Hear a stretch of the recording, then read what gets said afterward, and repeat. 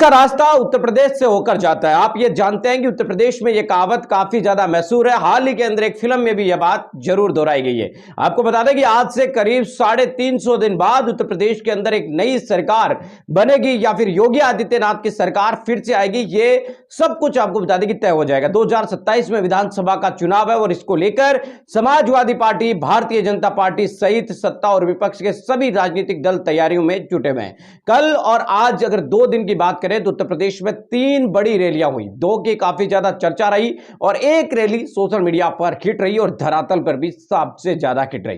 दरअसल आपको बता दें कि पिछले 3 दिनों के अंदर 3 रैलियां थी, जिसके अंदर एक प्रधानमंत्री नरेंद्र मोदी और योगी आदित्यनाथ सरकार की है, वो नोएडा के अंदर बड़ी रैली हुई थी। कार्यक्रम हुआ था, सरकारी कार्यक्रम था एयरपोर्ट के उद्घाटन को लेकर। दूसरा नोएडा के अंदर की अखिलेश यादव की यहां पर रैली दादरी के अंदर हुई, बड़ी रैली में थी वो भी। और तीसरी रैली थी नगीना सांसद चंद्रशेखर आजाद की भी, वो लखीमपुर खीरी के अंदर आपको बता दें कि संबोधित कर रहे थे। सम्राट अशोक की जयंती के अवसर पर जो है भाईचारा सम्मेलन संबोधित कर रहे थे। यहां पर अगर हम देखने की कोशिश करें तो एक रैली थी वो सरकार की तरफ से थी, प्रधानमंत्री और सीएम योगी आदित्यनाथ की। दूसरी जो रैली थी उसमें कई सारे विधायक और सांसदों की रैली थी, क्योंकि अखिलेश यादव के पास भी इस वक्त उत्तर प्रदेश में सबसे ज्यादा एक सांसद है और विधायक की संख्या भी उनके पास अच्छी खासी है, मुख्य विपक्षी दल के तौर पर वो है। और तीसरी रैली थी एक सांसद की, यानी कि जिसके पास अभी ना तो आपको बता दें कि सरकार है और ना ही प्रमुख रूप से विपक्षी दल का दर्जा प्राप्त होना तो दूर की बात है, जिसकी पार्टी को भी अभी राष्ट्रीय राज्य स्तर की पार्टी का दर्जा भी वो नहीं मिला। 2027 के विधानसभा चुनाव को लेकर आजाद समाज पार्टी की तरफ से चंद्रशेखर आजाद इस वक्त वो तैयारी में जुटे हुए, लेकिन इस बार उनकी तैयारी जबरदस्त प्लानिंग के साथ है। जिस तरीके से उन्होंने नगीना के अंदर किसी को यह कानो कान खबर नहीं होने दी थी कि चुनाव वो लड़ रहे हैं और सरकार जो है एक तरीके से बन जाएंगे सांसद, उसी तरीके से वो उत्तर प्रदेश में इस वक्त वो लगे हुए हैं।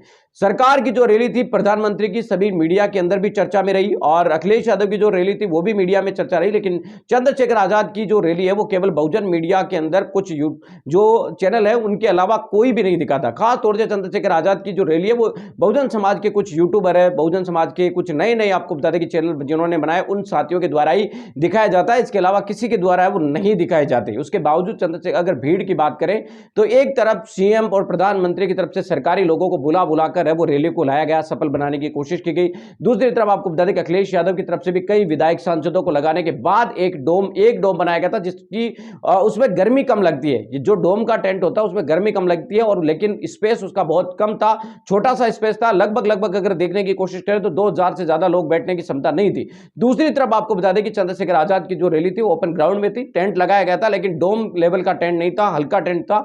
जो सामान्य टेंट शादी ब्याह में लगाया जाता उसी तरीके का टेंट है वो लगाया था, और उसमें एक अच्छी खासी संख्या गैदरिंग है वो बुलाई गई थी। यानी कुल मिलाकर अगर बात करें तो अखिलेश यादव की रैली में भी अच्छी खासी भीड़ थी, लेकिन अखिलेश यादव की रैली के भीड़ के पीछे का कारण यह भी है कि उसमें उनके पास वो मुख्य विपक्षी दल है, सांसद भी उनके पास कई सारे हैं, विधायक भी उनके पास में कई सारे विधायक सांसद लगे हुए थे रैली के अंदर, जबकि चंद्रशेखर आजाद खुद अकेले सांसद है, बाकी उनकी पार्टी लगी हुई है। तो ऐसे में चंद्रशेखर आजाद की रैली अगर बाकी रैलियों के मुकाबले देखें तो वो अलग नजर आती है। भले ही आपको बता दें कि भीड़ का आंकलन एक तरीके से करना कि कौन ज्यादा कौन कम, ये हो सकता है कि किसी की रैली में 150 कम रही हो, ज्यादा रही हो, लेकिन अगर इक्वल भी माने, बराबर भी माने, तो उनमें चंद्रशेखर आजाद की ताकत जो है वो अलग नजर आती है, क्योंकि ना उनके पास अभी सरकार है, ना सत्ता है, ना ही आपको बता दें कि उनका संगठनात्मक ढांचा के अलावा उनके पास ऐसा कुछ भी नहीं है, वो केवल अकेले सांसद है। उसके बावजूद इस तरीके की भीड़ उमड़ना कहीं ना कहीं आपको बता दें कि सत्ता, सरकार और विपक्ष दोनों के अंदर चर्चा का विषय